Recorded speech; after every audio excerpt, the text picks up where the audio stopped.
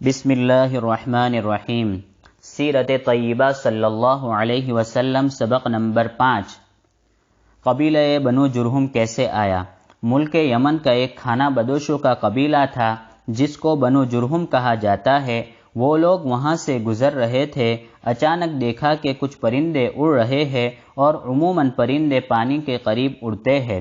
ان کو اندازہ ہوا کہ یہاں کہیں پانی ضرور ہے۔ کچھ لوگوں کو بھیجا کہ دیکھ کر آئے پانی کہاں ہے۔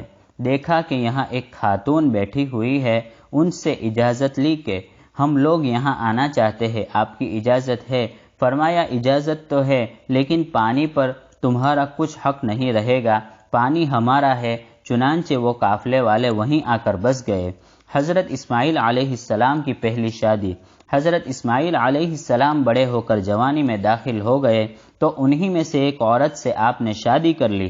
گویا وہاں پر ایک چھوٹی سی آبادی بس گئی۔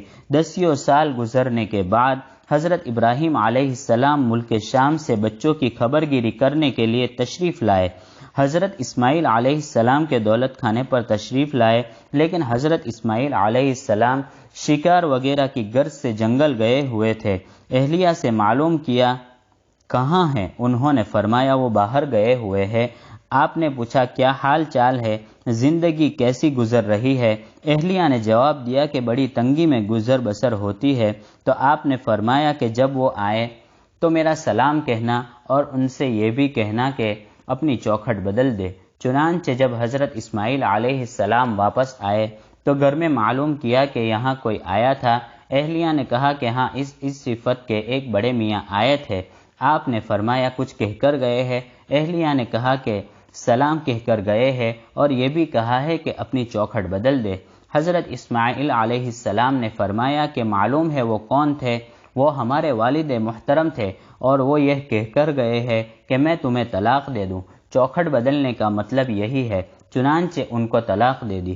حضرت اسماعیل علیہ السلام کی دوسری شادی۔ پھر آپ نے قبیلہ بنو جرہم کے سردار مزاز بن عمرو جرہمی کی صاحبزادی سیدہ سے شادی کی۔ اس کے بعد پھر حضرت ابراہیم علیہ السلام اسی طرح تشریف لائے۔ اتفاق سے اس وقت بھی حضرت اسماعیل علیہ السلام گھر میں نہیں تھے۔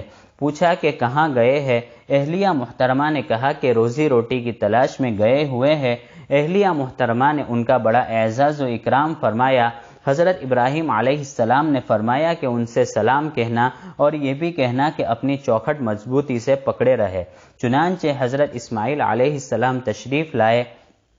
آپ نے آثار دیکھ کر معلوم کیا کہ کوئی آیا تھا؟ اہلیہ نے کہا کہ ہاں ایک بوڑھے میاں آئے تھے۔ حضرت اسماعیل علیہ السلام نے کہا کہ وہ ہمارے والد محترم تھے اور ان کی بات کا مطلب یہ ہے کہ اب ہم اور تم ساتھ رہیں گے۔ اس طرح سے گویا کہ وہاں پر نسل چل پڑی۔ اسی درمیان وہ واقعہ بھی پیش آیا کہ حضرت ابراہیم علیہ السلام کو خواب دکھایا گیا کہ حضرت اسماعیل علیہ السلام کو ذبح فرما رہے ہیں۔ حضرت اسماعیل علیہ السلام نے جب یہ سنا تو کہا کہ بالکل منظور ہے، آپ مجھ کو اس میں تکلف کرنے والا نہیں پائیں گے۔ چنانچہ انہوں نے برضا و رغبت اپنے کو قربانی کے لیے پیش کیا۔ اسی وجہ سے ان کو ذبیح اللہ کہا جاتا ہے۔ اللہ تعالی نے اس کے بدلے میں جنت کا میڈا عطا فرمایا۔ ہمارے یہاں جو قربانی ہوتی ہے یہ اسی کی یادگار ہے۔ اس کا ذکر قرآن کریم میں سورہ والصافات میں ہے۔ وآخر دعوانا ان الحمد للہ رب العالمین۔